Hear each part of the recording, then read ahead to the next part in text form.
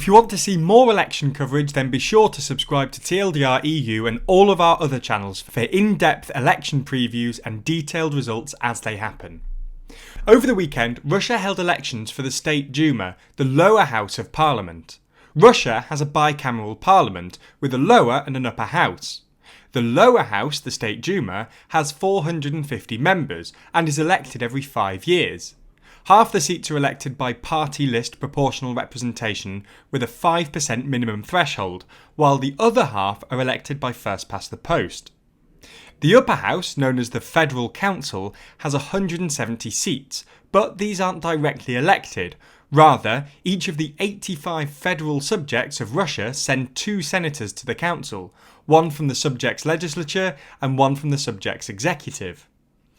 Anyway, as the last State Duma elections were in 2016, elections were due this year. Usually, elections only last a day, but due to the pandemic, Russia's Central Election Commission extended the election over 3 days, with voting from Friday the 17th to Sunday the 19th of September.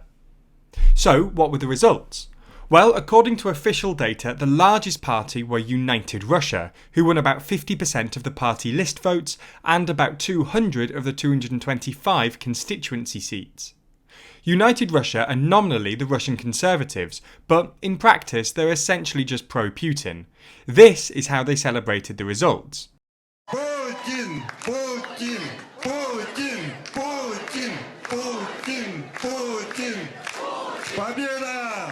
They've been in power since the early 2000s, but their popularity has waned over the years, and in 2018 they were polling at about 30% after they raised the retirement age from 60 to 65 for men and 55 to 60 for women. Their 50% result over the weekend probably overstates their actual support, for reasons we'll get into in a bit. In second place were the Communist Party, who won about 20% of the party list vote and about 9 constituency seats. As the name suggests, the Communist Party are a Marxist-Leninist party and perhaps the largest successor organisation to the original Communist Party of the Soviet Union. The CPRF have historically been considered part of Russia's systemic opposition. Essentially, while they're technically an opposition party, in practice they're usually loyal to Putin. This is why the party's deputies, as well as its leader, Gennady Zyuganov, have consistently supported the majority of legislation proposed by United Russia. However, it's worth noting that this year the Communists have included some serious anti-Putin candidates on their party list, including Sergei Udaltsov, who was actually jailed by Putin's regime for nearly 5 years for participating in the 2012 Snow Revolution protests, and last year they did oppose Putin's constitutional amendment removing the limit on presidential terms. All this has led some commentators to suggest that the Communist Party are becoming a genuine opposition to Putin and United Russia, but it's too early to say for sure. This year's result is their best in a while and represents a significant improvement from 2016, when they won just 13% of the party list vote. In third place were the Liberal Democratic Party of Russia, otherwise known as the LDPR, with about 9% of the party list vote and a handful of constituency seats. LDPR are a right-wing nationalist party led by Vladimir Zhirinovsky.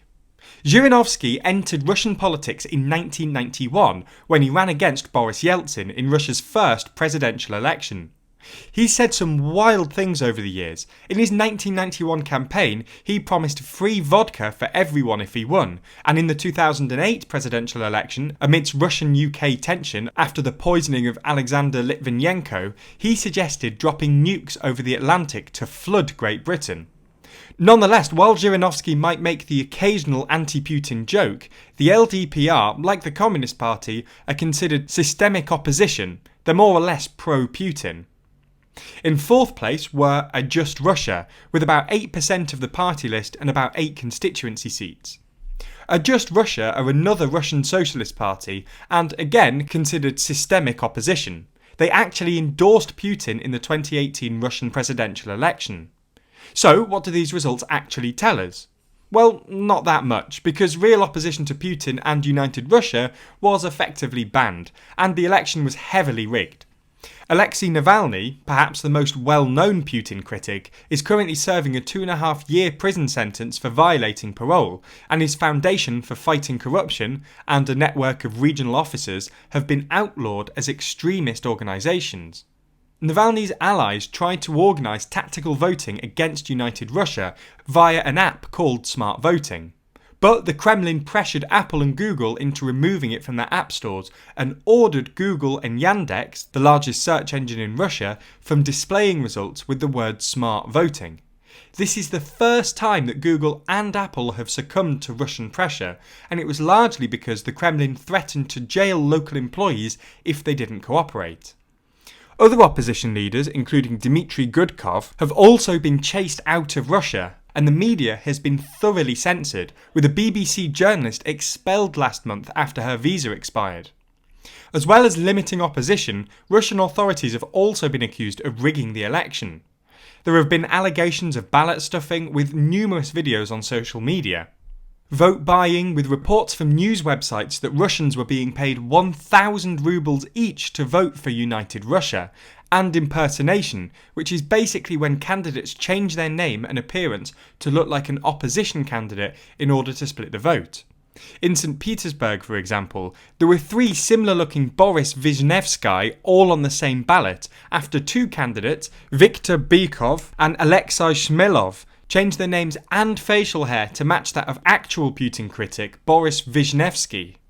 Golos, an independent election monitor that was declared a foreign agent last month, said it had recorded 4,525 possible violations at polling stations, but Russia's Central Election Commission denied widespread fraud, and instead it had recorded just 12 cases of ballot stuffing in 8 regions, and that the results from those polling stations would be voided.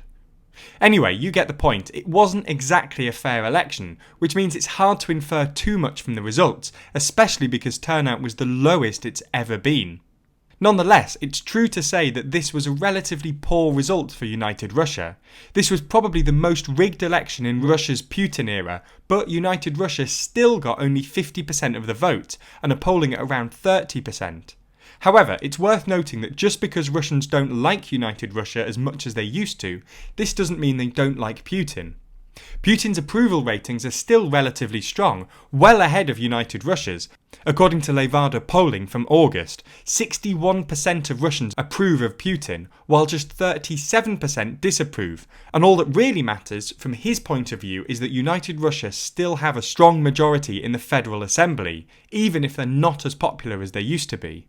But what do you think? Has Putin strengthened his power in Russia? Or was this all just a big waste of time? As always, let us know your thoughts in the comments below. And as I said at the beginning, if you want more election coverage from around the world, be sure to subscribe to all of our channels. Stay tuned for the results of Canada's hotly contested election, as well as Germany's next week, where we'll find out what Germany will look like in the post-Merkel years. The link to all of our channels are in the description. And a special thanks to our Patreon backers who make videos like this one possible. And if you want to see your name at the end of videos, then you too can back us on Patreon. The link to that is down below.